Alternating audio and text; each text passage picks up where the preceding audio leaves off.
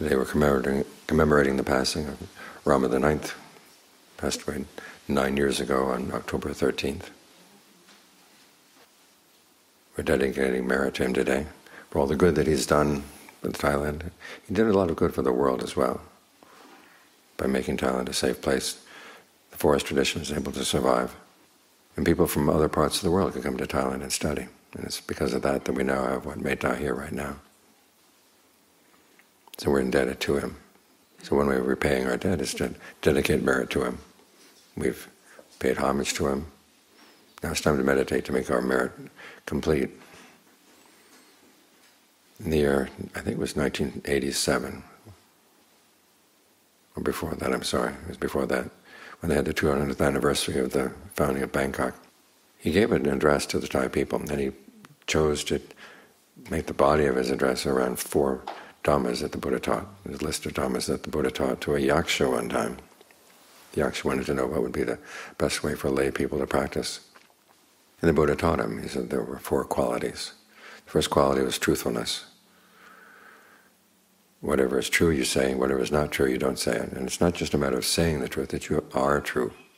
You make up your mind you're going to do something good, you're true to that initial intention. And that way you don't give in to your defilements that weaken you.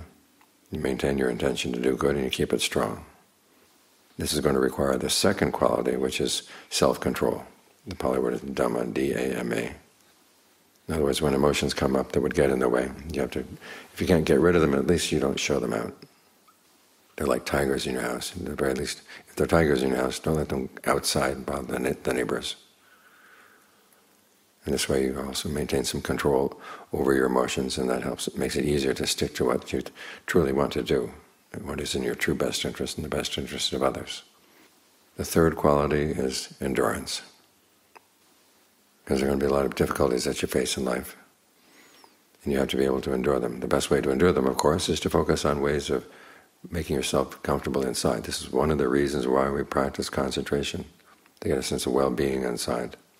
So when things outside are difficult, we have a place where we can stay, where we can gather our strength. If we don't have this internal source of well-being, it's hard to endure. All you can think about is the troubles that are weighing you down. But here you've got something to lift you up, to expand the state of your mind. As the Buddha said, when you have an expansive state of mind, then no matter what bad karma is coming in from the past, you don't have to suffer from it. It's like being wealthy. If a fine is placed on you, you have a lot of wealth to pay off the fine, so you hardly feel it at all. If your mind is constricted, narrow, then when the fine comes, sometimes you can't pay it and you get thrown in jail. So develop this broad state of mind, this expansive state of mind, and that's your inner wealth. Then the fourth quality is jaga, relinquishment, which means 2 things. One is being generous,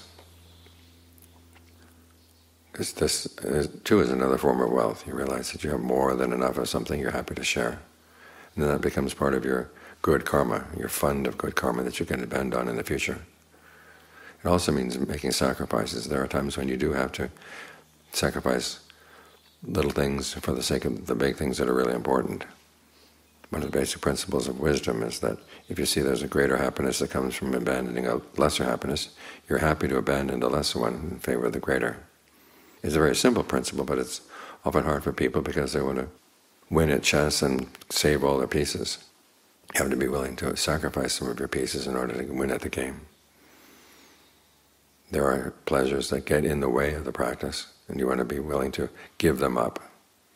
In this way that you make up your mind and you want to be true to something that's really good, then you have the strength and the wisdom and the inner resources that allow you to stick with what's good.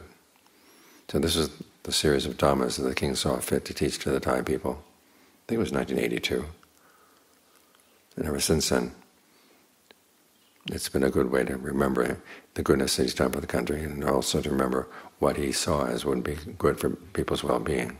It's rare that you find a leader of a country who has the well-being of the country in mind, the whole country in mind. Because it's through the inner qualities that people develop. That's how they develop. Outside development can make life more comfortable in some ways, but can also create a lot of problems. But inner development is always safe all around, always good all around. So if we want to remember the king, we remember the Dhamma that he borrowed from the Buddha and taught, and try to honor him in that way. And we benefit, of course, and people around us will benefit as well.